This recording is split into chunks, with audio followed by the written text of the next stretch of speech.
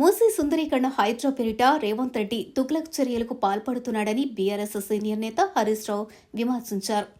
బాధితులు ధైర్యంగా ఉండాలని, ఎట్టి పరిస్థితుల్లోనూ ఆత్మవిశ్వాసం కోల్పోవద్దని తెలిపారు. మూసీ హైడ్రా బాధితులకు అండగా బీఆర్ఎస్ నేతలు ఇవాళ హైదర్షా కోర్టులో ఇళ్లను పరిశీలించారు. ఈ సందర్భంగా హరీష్ రావు మాట్లాడుతూ 1908లో వరదలొచ్చినా నిజాం రాజు ఇల్లు కూలగొట్టలేదని, కానీ ఇప్పుడు రేవంత్ నిజాం కంటే దారుణంగా వ్యవహరిస్తున్నాడంటూ మండిపడ్డారు. బలిసినోళ్లకు ఒక న్యాయం, పేదోడికి ఒక న్యాయమా అంటూ ప్రశ్నించారు.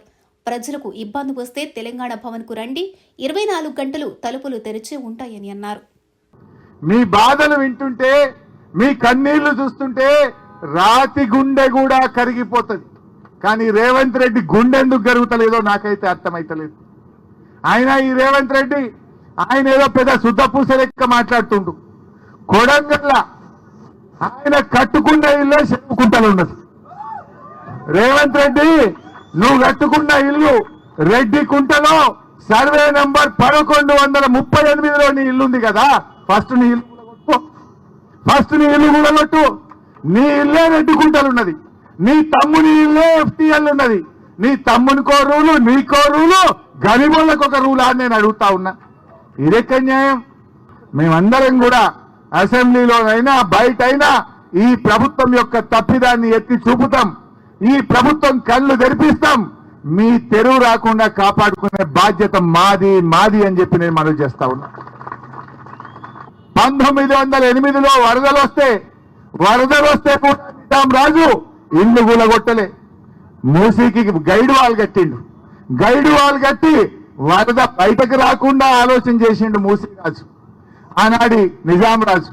కానీ రేవంత్ రెడ్డి ఇవాళ నిజాంకు మించి ఒక హిట్లర్ లాగా వ్యవహరిస్తున్నాడు. పేదోళ్ళ నిద్ర లేకుండా చేస్తా ఉన్నాడు. అందువల్ల మీరెవ్వరు కూడా ఆందోళన చెందొద్దు. తప్పకుండా మేము కంటిన్యూ చేస్తాం. మీరు ధైర్యంగా ఉండండి. మీ ఉద్యోగాలు మీరు చేసుకోండి.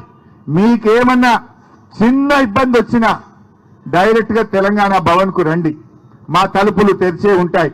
అది ప్రజాభవన్, తెలంగాణ ప్రజల కోసం కట్టిన భవన్, తెలంగాణ భవన్. మీరెవరైనా రావచ్చు. అర్ధరాత్రి వచ్చినా మీకు ఆశ్రయం ఇస్తాం, మాట్లాడతాం, లీగల్ సపోర్ట్ చేస్తాం, ప్రత్యక్షంగా కూడా వచ్చి మీకు అండగా నిలబడతాం. ఇంకా ఏదైనా అత్యవసరం ఉంటే మా సబితక్కకో మాలో ఎవరికైనా ఫోన్ చేయండి. మేము నిమిషాల్లో, మీకు ఎక్కువ దూరంలో లేం, మేముండేది కూడా ఇక్కడ నుంచి 1/2 గంట దూరంలోనే ఉంటాం. ఫోన్ చేస్తే 15 నిమిషాల్లో మీ దగ్గరికి వచ్చి మీకు అంతా నిలబడతాం. ఎవరు కూడా భయపడాల్సిన అవసరం లేదు. We are with you. It is a genuine cause. న్యాయబద్ధమైన కోరిక మీరు కోరుతున్నటువంటిది.